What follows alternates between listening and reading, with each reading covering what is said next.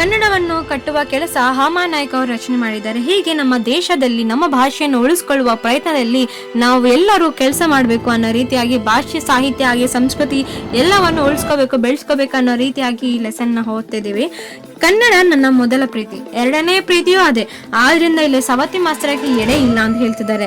ಕನ್ನಡ ಪ್ರೀತಿ ನನಗೆ ಚಿಕ್ಕವನಿಂದ ಬಂದಿದ್ದು, ಸಹಜವಾಗಿ ಬಂದಿದ್ದು, ಯಾವುದೇ ಒಂದು ಸಂದರ್ಭಕ್ಕಾಗಿ ಪ್ರೇರಿತವಾದದ್ದಲ್ಲ, ಅಂದ್ರೆ ಚಳವಳಿ ಹುಟ್ಕೊಂಡಿದ್ದಲ್ಲ, ಕೀರ್ತಿ ಬರುತ್ತದೆ ಅಂತ ಕಾಮನೆಗೋಸ್ಕರ ಉದ್ದೇಶಪೂರ್ವಕವಾಗಿ ಕನ್ನಡ ಪ್ರೀತಿಯನ್ನು ಬೆಳೆಸ್ಕೊಂಡಿಲ್ಲ. ನನ್ನ ಕನ್ನಡದ ಪ್ರೀತಿ ಮಾಸ್ತಿ ಕುವೆಂಪು, ತಿನಂಶಿ ಅವರ ಪದ್ಯಗಳನ್ನು ಪಠ್ಯ ಪುಸ್ತಕದಲ್ಲಿ ಓದಿದಾಗ ಸ್ಮರಿಸಿದ್ದು, BM ಶ್ರೀ ಅಲ್ಲೂರಿ ಮಧುವೀರರು ಮಾತುಗಳಿಂದ ಕಣ್ಣೋಡಿದ್ದು, ಕೃಷ್ಣಶಾಸ್ತ್ರಿ ಅನುಕ್ರ ಅವರ ವಿಚಾರಗಳಿಂದ ರೂಪಿತವಾದದ್ದು, ಮುಂದೆ ಗಾಂಧೀಜಿ, ವಿನೋಬ ಮೊದಲಾದ ಚಿಂತನೆಗಳಿಂದ ಹರಳಿಕೊಂಡಿದ್ದು ನನ್ನ ಕನ್ನಡದ ಪ್ರೀತಿ. ನಾನು ಪ್ರೌಢಶಾಲೆಯಲ್ಲಿ ವಿದ್ಯಾರ್ಥಿಯಾಗಿದ್ದಾಗ ನನಗೆ ಆಕಸ್ಮಿಕವಾಗಿ ಹೈದರಾಬಾದ್ ಸಾಹಿತ್ಯ ಸಮ್ಮೇಳನದ ಅಧ್ಯಕ್ಷ ಭಾಷಣೆ ನೀಡಿದಂತಹ AR ಕೃಷ್ಣಶಾಸ್ತ್ರಿಗಳ ಭಾಷಣೆ ಭಾಗವನ್ನು ನಾನು ಓದಿದ್ದೆ. ಕನ್ನಡದ ಕಾರಣಕ್ಕಾಗಿ ನಾನು ನನ್ನನ್ನು ಒಪ್ಕೊಬಿಟ್ಟಿದ್ದೀನಿ. ಏನಂದ್ರೆ ಅದರಲ್ಲಿ ಏನ್ ಬರ್ದಿರ್ತಾರಂದ್ರೆ, ಬೌದ್ಧ ಧರ್ಮ ಹೇಗೆ ಕೀಳವಾಗಿ ನಷ್ಟವಾಗಿತ್ತೋ, ಸಂಸ್ಕೃತವು ಹಾಗೆ ಹೋಗ್ಬಿಟ್ಟಿದೆಯೋ, ಹಾಗೆಯೇ ನಾವು ಕನ್ನಡಿಗರು ನಿಮ್ಮ ಕನ್ನಡವನ್ನು ಇಂಡಿಯಾ ದೇಶದಲ್ಲಿ ಅಂದ್ರೆ ಭಾರತ ದೇಶದಲ್ಲಿ ಮಾತ್ರ ಕಾಣ್ಲಿಕ್ಕಾಗುತ್ತೆ. ಅದು ದಕ್ಷಿಣ ಭಾರತದಲ್ಲಿ ಮಾತ್ರ, ಅದು ಕರ್ನಾಟಕದಲ್ಲಿ ಅಂಗೈ ಅಗಲ ಬಿಟ್ರೆ ಮತ್ತೆಲ್ಲಿ ನೋಡ್ಲಿಕ್ಕೆ ಆಗುದಿಲ್ಲ ಕನ್ನಡ ಭಾಷೆ ಅನ್ನೋದು. ನಾವು ಅದನ್ನು ಸಹ ನಿರ್ಲಕ್ಷ್ಯ ಮಾಡಿದ್ರೆ ಮಿಕ್ಕ ಯಾವ ದೇಶದಲ್ಲಿ ಜನರು ಅದನ್ನ ಎತ್ತಿ ಹಿಡಿಯಲಿಕ್ಕೆ ಸಾಧ್ಯ ಆಗುತ್ತೆ? ಹಾಗೆ ಹೋಗ್ಬಿಡಿ ಅಂತ ಅನ್ಕೋಬಿಟ್ರೆ ನೀವು, ಆ ಕಡೆ ಬಂಗಾಲ್ ಕೊಲ್ಲಿ ಇದೆ, ಈ ಕಡೆ ಅರಬ್ಬಿ ಸಮುದ್ರ ಇದೆ, ಗುಡ್ಸ್ ಹಾಕ್ಬಿಡಿ.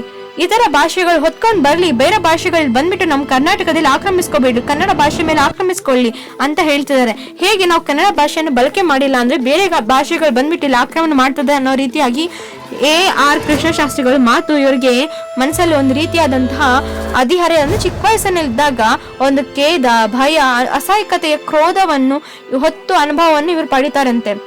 ಹೀಗೆ ಕೃಷ್ಣಶಾಸ್ತ್ರಿಗಳು ಇಲ್ಲಿ ಸಂಸ್ಕೃತವನ್ನಷ್ಟೇ ಕೈ ಹಿಡಿದು ತೋರಿಸಿದಂತ ಕಾಣಿಸಿದ್ರು ಸಹ ಸಂದರ್ಭಕ್ಕೆ ಕನ್ನಡ ಎಲ್ಲ ಕುತ್ತುಗಳು ಪ್ರತಿನಿಧವಾಗಿ ಸಂಕೇತಿಸಿದಂತೆ ಇಲ್ಲಿ ಇಟ್ಕೊಳ್ಬಹುದಂತೆ. ಇವಾಗ ಇಂಗ್ಲಿಷ್ ಮತ್ತೆ ಹಿಂದಿ ಭಾಷೆಗಳು ನಮ್ಮ ದೇಶದ ಪ್ರಾಂತ್ಯ ಭಾಷೆಗಳ ಸ್ಥಾನವನ್ನು ಆಕ್ರಮಿಸುತ್ತಿದೆ. ಯಾವ ಭಾಷೆಗೆ ಯಾವ ಸ್ಥಾನವಿರಬೇಕು ಆ ಸ್ಥಾನ ಮರ್ಯಾದೆ ಇಲ್ಲೇಬೇಕು, ಅದನ್ನ ಮೀರಬಾರ್ದು. ಕರ್ನಾಟಕದಲ್ಲಿ ಕನ್ನಡವೇ ಪ್ರಥಮ, ಪ್ರಧಾನ, ರಾಜ, ರಾಣಿ, ರಾಜ್ಕುಮಾರಿ ಎಲ್ಲ ಯಾವ ಭಾಷೆ ಆದ್ರೂ ಇಲ್ಲಿ ಸೇವಕರ ಸ್ಥಾನದಲ್ಲಿ ಇರಬೇಕು. ಪ್ರತಿಯೊಂದು ಹಿಂದಿಯೇತರ ರಾಜ್ಯದಲ್ಲಿ ಕೇಂದ್ರಾಡಳಿತ ಸಂಸ್ಥೆಗಳು, ಉದ್ಯಮಗಳಾಗಿರ್ತದಲ್ಲ, ಕಚೇರಿ ಆಯಾ ಪ್ರದೇಶದ ಭಾಷೆಗಳನ್ನು ಬಳಸಬೇಕು. ತಮ್ಮಷ್ಟಕ್ಕೆ ದ್ವೀಪಗಳಾಗಿ ನಿಂತಿವೆ. ವಿಮಾನದಲ್ಲಿ ಮೊದಲ ಸಲ ಪ್ರಯಾಣ ಮಾಡಿದ ನನ್ನ ಸ್ನೇಹಿತ ಬೆಂಗಳೂರು ವಿಮಾನದಲ್ಲಿ ನನ್ನ ಕೇಳಿದ್ರು, ಇದೇನ್ ಸರ್ ನಾವ್ ಎಲ್ಲಿದ್ದೀವಿ, ಇಲ್ಲಿ ಒಂದು ಕನ್ನಡದ ಅಕ್ಷರ ಕೂಡ ಕಾಣಿಸ್ತಿಲ್ಲ. ನಾನಂದೆ, ಅಲ್ಲಿ ಕಾಣಿಸ್ತಿದೆಯಲ್ಲ, ಎಲ್ಲಿ ಅಂತ ನೋಡಿದಾಗ ಅಲ್ಲಿ ನೋಡಿ ಕಕ್ಕಸ್ನ ಮೇಲೆ ಕನ್ನಡದಲ್ಲಿ ಗಂಡಸರು ಹೆಂಗಸರು ಅಂತ ಬರ್ದಿದಾರಲ್ಲ, ಇದು ಕೇಂದ್ರ ಸರ್ಕಾರ ಇದೆಯಲ್ಲ, ನಮ್ಮ ಕನ್ನಡಕ್ಕೆ ತೋರಿಸುವ ಮರ್ಯಾದೆ. ಬೆಂಗಳೂರು ವಿಮಾನ ನಿಲ್ದಾಣದಲ್ಲಿ ಕನ್ನಡದಲ್ಲಿ ಸೂಚನೆಗಳು ಇರಬೇಕು. ಇನ್ ಯಾವ ಕಡೆ ಇರ್ಲಿಕ್ಕೆ ಸಾಧ್ಯ ಆಗ್ತದೆ? ಇವಾಗ ವಿಮಾನ ನಿಲ್ದಾಣದ ಎಲ್ಲ ಪ್ರಕಟಣೆಗಳು ಪ್ರಾದೇಶಿಕ ಭಾಷೆಗಳಲ್ಲಿ ಇರುವುದು ಅಗತ್ಯ. ಇಂಗ್ಲಿಷ್, ಹಿಂದಿ ಬರದವರು ಈ ದೇಶದಲ್ಲಿ ವಿಮಾನ ಪ್ರಯಾಣ ಮಾಡಬಾರ್ದಾ? ಬೆಂಗಳೂರು, ಮಂಗಳೂರು, ಬೆಳಗಾವಿ ವಿಮಾನ ನಿಲ್ದಾಣದಲ್ಲಿ ಹೊರಡುವ ಮತ್ತು ಅಲ್ಲಿಗೆ ಬರುವ ವಿಮಾನಗಳಾದರೂ ಪ್ರಕಟಣೆಗಳು ಯಾವ ಭಾಷೆಯಲ್ಲಿ ಬರಬೇಕು? ಕನ್ನಡ ಭಾಷೆಯಲ್ಲಿ ಇರಬೇಕು. ಇದೇನು ಬಹು ಕಷ್ಟ, ಭಾರಿ ದೊಡ್ಡ ಕೆಲಸವಲ್ಲ. ಬಹುಭಾಷೆಯ ರಾಷ್ಟ್ರದಲ್ಲಿ ನಾವು ಒಡೆಯದ ಭಾಷೆಯಲ್ಲಿ ಬಾಳ್ಬೇಕಾದ್ರೆ ಎಲ್ಲ ಭಾಷೆಗಳು ಸಮಾನ ಬಳಕೆ, ಎಲ್ಲ ಭಾಷೆಗಳಿಗೆ ಸಮಾನ ಗೌರವ ಇರುವ ಅಗತ್ಯವಿದೆ. ಕೇಂದ್ರ ಸರ್ಕಾರ ಕಚೇರಿ ಯಾವ ರಾಜ್ಯದಲ್ಲಿ ಇದ್ದರೂ ಸಹ ಆ ರಾಜ್ಯದ ಭಾಷೆಯನ್ನು ಅವರು ಅಲ್ಲಿನ ಜನರೊಂದಿಗೆ, ಸರ್ಕಾರದೊಂದಿಗೆ ಬೆಳೆಸಬೇಕಾಗುತ್ತದೆ. ಹೀಗೆ ರಾಜಮನ್ನರ ಸಮ್ಮತಿ ಪ್ರಕಾರ ಏನಂದ್ರೆ, ಯಾವುದೇ ಕೇಂದ್ರ ಸರ್ಕಾರದಿಂದ ಯಾವುದೋ ಒಬ್ಬ ವ್ಯಕ್ತಿ ಉದ್ಯೋಗಕ್ಕಾಗಿ ಟ್ರಾನ್ಸ್ಫರ್ ಆಗಿ ಈ ಕಡೆ ಬಂದ್ಬಿಟ್ಟಿರ್ತಾರೆ, ಅವರು ನಮ್ಮ ಪ್ರಾದೇಶಿಕ ಭಾಷೆಗಳನ್ನು ಕಲ್ತ್ಕೋಬೇಕು, ಜನರೊಂದಿಗೆ ಮಾತಾಡ್ಬೇಕು. ಯಾಕಂದ್ರೆ ಕಾರ್ಯಗಳು, ಕೆಲಸಗಳು ಮಾಡ್ಬೇಕಂದ್ರೆ ಆ ಪ್ರದೇಶದ ದೇಶೀಯ ಭಾಷೆಗಳು ಅವ್ರಿಗೆ ಬಂದಿರ್ಬೇಕಂತ ರಾಜಮನ್ನರ ಸಮ್ಮತಿಯ ವರದಿಯಲ್ಲಿ ಹೇಳಿದ್ದಾರೆ. ಇವಾಗ ರೈಲ್ವೆ, ಅಂಚೆ, ತಂದೆ ಇಲಾಖೆಗಳು ಪ್ರಾದೇಶಿಕ ಭಾಷೆಗಳ ಮೇಲೆ ಸಾಕಷ್ಟು ಮಳೆತಾಯಿ ಧೋರಣೆ ಮಾಡ್ತಿದೆ. ಇವಾಗ ಕನ್ನಡ ನಾಡಿನ ಸಣ್ಣ ಪುಟ್ಟ ಊರುಗಳಲ್ಲಿ ಸಹ ರೈಲ್ವೆ ಸ್ಟೇಷನ್ಗಳಲ್ಲಿ ಹಿಂದಿ, ಇಂಗ್ಲಿಷ್ಗಳು ರಾಜಾಯಿಸುತ್ತಿವೆ. ನಾವು ನಮ್ಮ ದೇಶದಲ್ಲಿ ಇದೀವೆಂಬ ಭಾವನೆ ಯಾರಿಗೂ ಬರುತ್ತಿಲ್ಲ. ಯಾಕಂದ್ರೆ ಲೈಫ್ ಇನ್ಶೂರೆನ್ಸ್ ಕಾರ್ಪೊರೇಷನ್ ಇಂತಹ ಸಂಸ್ಥೆಗಳು, ಬ್ಯಾಂಕ್ಗಳು, ಹೀಗೆ ಕೇಂದ್ರ ಆಡಳಿತ ಯಾವ್ಯಾವ ಸಂಸ್ಥೆಗಳು ಇರ್ತದೋ ಅಲ್ಲೆಲ್ಲ ಸಹ ನಾವು ಹೋದಾಗ ಪರದೇಶಿಗಳೆಂಬ ಭಾವನೆ ನಮ್ಮಲ್ಲಿ ಹುಟ್ಟುಬಿಡುತ್ತೆ. ಯಾಕಂದ್ರೆ ಇಲ್ಲಿ ನಮ್ಮ ದೇಶ ಪ್ರಾದೇಶಿಕ ಭಾಷೆ ಉಪಯೋಗವಾಗ್ತಿಲ್ಲ. ಎಲ್ಲಿಯವರೆಗೆ ಈ ಸಂಸ್ಥೆಗಳು ನಮ್ಮದೇ ಭಾಷೆ ಬಳಕೆ ಆಗುವುದಿಲ್ಲವೋ ಅಲ್ಲಿಯವರೆಗೂ ಈ ಸಂಸ್ಥೆಗಳು ಜನಜೀವನದಿಂದ ಹೊರಗೆ ಉಳಿಯುತ್ತದೆ. ಎಲ್ಲ ಸೂಚನೆಗಳು, ಎಲ್ಲ ಫಾರಂಗಳು, ಎಲ್ಲ ಬರವಣಿಗೆಗಳು, ವ್ಯವಹಾರಗಳು ಕ್ರಮವಾಗಿ ಪ್ರಾದೇಶಿಕ ಭಾಷೆ ಹಿಂದಿ ಮತ್ತು ಇಂಗ್ಲಿಷ್ಗಳಲ್ಲಿ ಇರಬೇಕು. ಇದೇ ತ್ರಿಭಾಷಾ ಸೂತ್ರ ಬಳಕೆ, ಅಂದ್ರೆ ಹಿಂದಿ, ಇಂಗ್ಲಿಷ್, ಅದರ ಜೊತೆಗೆ ನಮ್ಮ ಪ್ರಾದೇಶಿಕ ಭಾಷೆಗಳಲ್ಲಿ ಇವುಗಳ ಫಾರಂಗಳನ್ನು ವ್ಯವಹಾರಗಳನ್ನು ಮಾಡುವಾಗ ಬಳಸಬೇಕು ಅಂತ ಹೇಳ್ತಿದೆ. ಇದೆ ತ್ರಿಭಾಷಾ ಸೂತ್ರ ಅಂತ ಹೇಳ್ತಿದ್ದಾರೆ. ಯಾವ ಭಾಷೆ ಹೇರಿಕೆಯು ಸರಿಯಲ್ಲ, ಯಾವುದೇ ಭಾಷೆ ಕಲಿಕೆಯನ್ನು ತಡೆಯುವುದು ಸರಿಯಲ್ಲ. ಆದರೆ ಇದರಲ್ಲಿ ಔಚಿತ್ಯ ಒಂದು ಪ್ರಶ್ನೆ ಇದೆ. ಒಂದು ಘಟ್ಟದಿಂದ ಮುಂದೊಂದು ಘಟ್ಟಕ್ಕೆ ವಿದ್ಯಾರ್ಥಿಗಳು ತಮಗೆ ಬೇಕಾದ ಭಾಷೆಗಳನ್ನು ಆಯ್ದುಕೊಳ್ಳುವ ಅಭ್ಯಾಸ ಮಾಡುವ ಅವಕಾಶ ಅವ್ರಿಗಿರ್ತದೆ. ಆದರೆ ಘಟ್ಟದವರೆಗೆ ಮಾತೃಭಾಷೆಯಲ್ಲಿ ಪ್ರಾದೇಶಿಕ ಭಾಷೆಯಲ್ಲಿ ಕಡ್ಡಾಯವಾಗಿ ಶಿಕ್ಷಣ ಕೊಡುವುದು ಸರ್ಕಾರದ ಕರ್ತವ್ಯವಾಗಿರುತ್ತದೆ. ಒಂದು ರಾಜ್ಯ ನೆಲೆಸಿದ್ದರೆ ಅಲ್ಲಿನ ಪ್ರಾದೇಶಿಕ ಭಾಷೆಯನ್ನು ಕಲಿಯದೆ ಹೋಗದಂತೆ ನೋಡಿಕೊಳ್ಳುವ ಜವಾಬ್ದಾರಿ ಸರ್ಕಾರದಾಗಿದೆ. ಅದು ಅಂತಹ ಶಿಕ್ಷಣ ಕ್ರಮವನ್ನು ರೂಪಿಸಬೇಕಾಗುತ್ತದೆ. ಸ್ಥಳೀಯ ಭಾಷೆಯನ್ನು ಕಲಿಯದೆ ಹೋದರೆ ಹೊರಗಿನಿಂದ ಬಂದವರು ದ್ವಿಭಾಷಿಗಳಾಗಿ ಉಳಿಯಬೇಕಾಗುತ್ತದೆ. ಈ ರಾಜ್ಯದ ಜನರಿಗೆ ಬೆರೆಯುವುದು ಸಾಧ್ಯವಾಗುವುದಿಲ್ಲ. ಒಂದು ರಾಜ್ಯ ಎಲ್ಲಾ ಸೌಲಭ್ಯಗಳನ್ನು ಬಳಸಿಕೊಂಡು ಬದುಕುವ ಜನ ಅಲ್ಲಿನ ಭಾಷೆಯನ್ನು ಸಹ ಕಲ್ತ್ಕೋಬೇಕು ಅದರ ಅನಿವಾರ್ಯವಿದೆ. ಪ್ರದೇಶ ಭಾಷೆ ಬಳಕೆ ಮಾತೃಭಾಷೆ ಕಲಿಕೆಗೆ ವಿರೋಧವಾಗುವುದಲ್ಲ. ಅವೆರಡು ಪೂರಕವಾಗಿದ್ದರೆ ವಿದ್ಯಾರ್ಥಿಗಳು ನಮ್ಮ ಮನೆ ಮತ್ತು ಆವರಣಗಳಲ್ಲಿ ಪರಿಚಯ ಸ್ಪಷ್ಟವಾಗುತ್ತದೆ. ಇಂಗ್ಲಿಷು ನಮಗೆ ಪ್ರಪಂಚಕ್ಕಿರುವ ಕಿಟಕಿ ಅಂತಂತೆ ನಮಗೆ ಗೊತ್ತು, ಸಂದೇಹವಿಲ್ಲ ಸಹ. ಹಾಗೆಂದು ಅದನ್ನ ತಲೆ ಮೇಲೆ ಹೇರಿಸಿಕೊಳ್ಳುವುದಲ್ಲ. ಇಂಗ್ಲಿಷ್ನ ದುರ್ದೈವವೇನೆಂದರೆ ನಿಜವಾದ ಸಾರ್ಥಕವಾದ ಬಳಕೆ ಆದರೆ ಕೇವಲ ಒಂದು ಪ್ರತಿಷ್ಠೆಯ ವಿಷಯವಾಗಿದೆ. ಕಾನ್ವೆಂಟ್ಗಳು ಶಿಕ್ಷಣ ಹಾಗೂ ಗೀಳಿಪಾಠವಾಗಿ ನಮ್ಮ ಬಾಲಕ ಬಾಲಕಿಯರ ಒಂದು ಕೃತಕ ವ್ಯಕ್ತಿತ್ವವನ್ನು ಮೂಡಿಸುತ್ತದೆ. ಈ ಬಗೆಯ ಶಿಕ್ಷಣ ಪರಮ ಶ್ರೇಷ್ಠವೆಂದು ನಮ್ಮಲ್ಲಿ ಅನೇಕರು ಭ್ರಮಣ ಮಾಡ್ತಿದ್ದಾರೆ. ಇಂಗ್ಲಿಷ್ ನಮಗೆ ಬೇಕು ನಿಜ, ಆದರೆ ಎಷ್ಟು ಬೇಕು, ಹೇಗ್ ಬೇಕು ಎನ್ನುವುದು ಮಾತ್ರ ಯಾರು ಯೋಚಿಸುತ್ತಿಲ್ಲ. ಶಾಲಾ ಶಿಕ್ಷಣ ಕೊನೆಯಲ್ಲಿ ಎಷ್ಟೊಂದು ಜನ ಶಿಕ್ಷಣವನ್ನು ಮುಂದುವರಿಸದೆ ಹೋಗುತ್ತೀರಾ ಎಂಬುದನ್ನು ಗಮನಿಸಿದ್ದಾರೆ. ಇಂಗ್ಲಿಷ್ ಶಿಕ್ಷಣ ಅಪ್ಯಾಯ ನಮಗೆ ತಿಳಿಯುತ್ತದೆ. ಇಂಗ್ಲಿಷ್ ಭಾಷೆಯನ್ನು ಕಲಿಸಿ ವಿಷಯಗಳನ್ನು ನಮ್ಮ ಭಾಷೆಗಳಲ್ಲಿ ಕಲಿಸಬೇಕು. ಮಾಧ್ಯಮದ ಪ್ರಶ್ನೆ ನಮ್ಮಲ್ಲಿ ಬಗೆಹರಿಯಲಾರದ ಸಮಸ್ಯೆ ಆಗಿದೆ. ಶಿಕ್ಷಣ ತಜ್ಞರ ಅನಿಸಿಕೊಂಡಿರುವವರು ಅನೇಕ ಸಲ ಭಾಷೆಗಳ ಕಲಿಸುವುದು, ಭಾಷೆಗಳ ಮೂಲಕ ಕಲಿಸುವುದು ಇವುಗಳ ನಡುವಿನ ಅಂತರ ತಿಳಿದಿರುವುದಿಲ್ಲ. ಕನ್ನಡ ಮಾಧ್ಯಮವಾಗಬೇಕು ಅಂದರೆ ಇಂಗ್ಲಿಷ್ ಅನ್ನು ಕಲಿಸಬಾರದು ಅಂತ ಹೇಳ್ತಿಲ್ಲ. ನಮ್ಮ ಭಾಷೆಗಳಲ್ಲಿ ಓದಿದೆ ಮೈಗೆ ಹತ್ತುವುದು ಅಂತ ಎಲ್ಲರಿಗೂ ಗೊತ್ತು. ಆಧುನಿಕ ವಿಜ್ಞಾನವನ್ನು ಕಲಿಸುವುದು ನಮ್ಮ ಭಾಷೆಯ ಮೂಲಕ ಸಾಧ್ಯವಾಗುವುದಿಲ್ಲ ಎನ್ನುವುದು ಒಂದು ಮೂಢನಂಬಿಕೆ. ಕನ್ನಡ ಮೂಲಕ ಕಲಿತು ಶ್ರೇಷ್ಠ ವಿಜ್ಞಾನಿಗಳಾಗಬಹುದು ಎನ್ನುವುದಕ್ಕೆ ನಮ್ಮವರೇ ಆದ ಡಾಕ್ಟರ್ CNR ರಾವ್ ಅತ್ಯುತ್ತಮ ಉದಾಹರಣೆಯಾಗಿದ್ದಾರೆ. ಜನರಿಗೆ ಇಂಗ್ಲಿಷ್ನ ಮೇಲೆ ಮೋಹ ಬೆಳೆಯಲು ಪ್ರತಿಷ್ಠೆಯೇ ಕಾರಣವಾಗಿದೆ. ಇವಾಗ ಪ್ರತಿಯೊಂದು ತಂದೆ ತಾಯಿ ತಮ್ಮ ಮಕ್ಕಳನ್ನು ಒಳ್ಳೆಯ ಶಾಲೆಯಲ್ಲಿ ಓದಿಸಬೇಕು, ಒಳ್ಳೆಯ ಶಿಕ್ಷಣ ಪಡೆಯಬೇಕು, ಅವರ ಭವಿಷ್ಯ ಉಜ್ವಲವಾಗಿರ್ಬೇಕೆಂದು ಆಶಿಸುತ್ತಾರೆ. ಅವರಲ್ಲಿ ನ್ಯಾಯವಾಗಿ ಇದೆ.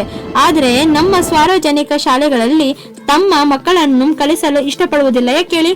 ಕಟ್ಟಡಗಳಲ್ಲೂ ಶಾಲೆಗಳು ಒಮ್ಮೆ ನೋಡಿ ಕುಸಿದು ಬೀಳಿರ್ತವೆ. ಕಟ್ಟಡಗಳೆಲ್ಲ ದೊಡ್ಡೆಯಾದ ತರಗತಿಗಳು, ಅಧ್ಯಾಪಕರಿರುವುದಿಲ್ಲ ತರಗತಿಯಲ್ಲಿ. ಪಾಠ್ಯ ಹೇಳಲು ಅನಿವಾರ್ಯ ಅಧ್ಯಾಪಕರು ಇರ್ತಾರೆ. ದಿನ ಬೆಳಗಾದರೆ ಶಿಸ್ತಿಲ್ಲ, ವ್ಯವಸ್ಥೆ ಇಲ್ಲ, ಮೂತ್ರದ ವಾಸನೆ, ಪರಿಸರ. ಇದು ನಮ್ಮ ಬಹಳಷ್ಟು ಶಾಲೆಗಳ ಸ್ಥಿತಿ ಇದಾಗಿದೆ. ಆದ್ದರಿಂದ ಸಾರ್ವಜನಿಕರ ಅನಿವಾರ್ಯವಾಗಿ ಖಾಸಗಿ ಉದ್ಯಮಿಗಳು ಅಥವಾ ಉದ್ಯಮದ ಇಂಗ್ಲಿಷ್ನ ಶಾಲೆಗೆ ಕಡೆ ಹೋಗುವಂತೆ ಮಾಡ್ತಿದೆ. ಎಲ್ಲಿಯವರೆಗೂ ನಮ್ಮ ಸಾರ್ವಜನಿಕ ಶಾಲೆಗಳ ಸ್ಥಿತಿಗತಿ ಉತ್ತಮವಾಗುವುದಿಲ್ಲವೋ ಅಲ್ಲಿಯವರೆಗೆ ಶಿಕ್ಷಣದ ಕಡೆ ಆಕರ್ಷಣೆ ಆಗುವುದಿಲ್ಲವೋ. ಇಂಗ್ಲಿಷ್ ನಮಗೆ ಬೇಕೇ ಬೇಕು ಅನ್ನೋ ರೀತಿಯಾಗಿ ಭಾಷೆ ಬದಲಿಗೆ ಅಲ್ಲ. ಇಂಗ್ಲಿಷ್ ಒಂದೇ ಅಲ್ಲ, ಇನ್ನು ಹಲವು ಭಾಷೆಗಳು ನಮಗೆ ಬೇಕು. ಒಂದೊಂದು ಭಾಷೆಯಲ್ಲೂ ಒಂದೊಂದು ವಾರ, ಒಂದೊಂದು ಜಗತ್ತು. ಆದರೆ ಯಾವ ಭಾಷೆ ಬೇಕು ಎನ್ನುವುದು ನಮ್ಮ ಅಗತ್ಯವನ್ನು ಅನುಸರಿಸುತ್ತದೆ. ಹೊರ ಜಗತ್ತಿನ ಸಂಪರ್ಕಕ್ಕಾಗಿ ನಮ್ಗೆ ಇಂಗ್ಲಿಷ್ ಬೇಕು, ಆದರೆ ಅದೇ ಸ್ವರಸವಾಗಿ ಅಲ್ಲ. ಇಂಗ್ಲಿಷ್ ಮೂಲಕವಾಗಿ ಇವಾಗ ಹೇಗೆ ಇಂಗ್ಲಿಷ್ ಮೂಲಕವಾದ ಶಿಕ್ಷಣ, ಇವಾಗ ಒಂದು ಪಾಟಲ್ಲಿ ನಾವು ಗಿಡ ನೆಲೆಸಿದಾಗ ಅದು ಬೇರು ನೆಲಕ್ಕೆ ಇಳಿಯುವುದಿಲ್ಲ. ಅದು ಭೂಮಿಯ ಸಾರವನ್ನು ಸಹ ಗ್ರಹಿಕೆ ಮಾಡ್ಲಿಕ್ಕೆ ಆಗುವುದಿಲ್ಲ. ಹಾಕಿದ್ದ ಹಿಡಿ ಗೊಬ್ಬರದಲ್ಲಿ ಅದು ಜೀವನವನ್ನು ಕಳೆಯಬೇಕಾಗಿದೆ. ಅಂತಹ ಪರಿಸ್ಥಿತಿ ಆಗ್ಬಿಟ್ಟಿದೆ.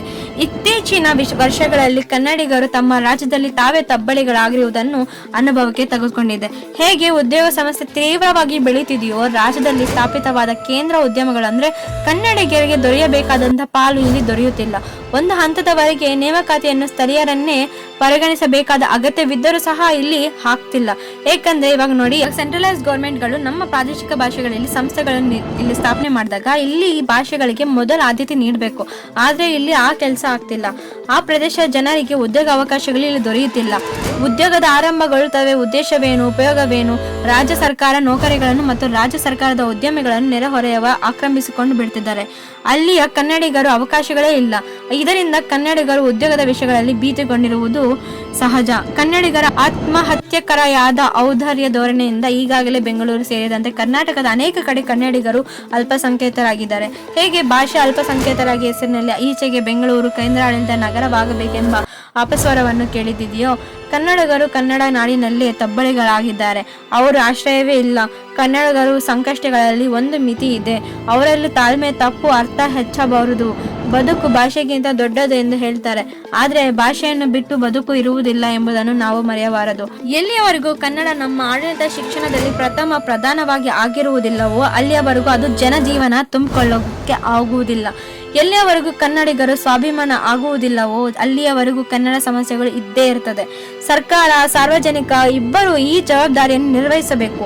ಎಲ್ಲವನ್ನು ಸರ್ಕಾರದ ಮೇಲೆ ಹಾಕ್ಬಿಟ್ಟು ನೀವು ಹೊಣೆಯನ್ನು ತಪ್ಪಿಸಿಕೊಳ್ಳುವಂತಿಲ್ಲ. ಪ್ರತಿಯೊಬ್ಬ ಕನ್ನಡಿಗನು ಪ್ರತಿಯೊಂದು ಅಂಗುಳದಲ್ಲಿಯೂ ಕನ್ನಡಿಗನಾಗಿರ್ಬೇಕು. ಆಗ ಮಾತ್ರ ಅನೇಕ ಸಮಸ್ಯೆಗಳು ಪರಿಹಾರ ದೊರಕುತ್ತದೆ. ಕನ್ನಡ ಎನ್ನುವ ನಮ್ಮನ್ನು ಪ್ರಶ್ನಿಸಿಕೊಳ್ಳುವುದು ತೀರಾ ಅಗತ್ಯ.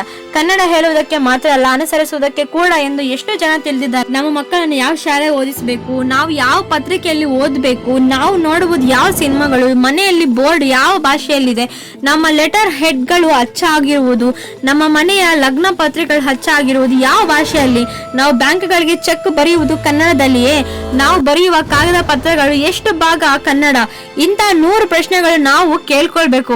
ಅವುಗಳ ಉತ್ತರ ನಮ್ಮನ್ನು ಚುಚ್ಚುತ್ತಿದ್ದರೆ ಮಾತ್ರ ನಾವು ಕನ್ನಡವನ್ನು ಕುರಿತು ಮಾತನಾಡಲು ಯೋಗ್ಯತೆ ಇದೆ ಅಂತ ನಾನು ಅನ್ಕೊಳ್ತೀನಿ. ಅದರ ಅರ್ಥ ಕನ್ನಡಿಗರು ಕನ್ನಡದವರಾಗಿರ್ಬೇಕು ಮೊದಲು ಅಂತ ಹಾಮಾನಾಯ್ಕ ಅವರು ಹೇಳ್ತಿದ್ದಾರೆ.